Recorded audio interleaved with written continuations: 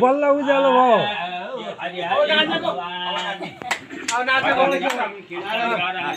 सबै मिलिजुले भजन गरौँ कीर्तन गरौँ सबै मिलिजुले आफ्नो धर्म आफ्नो कर्म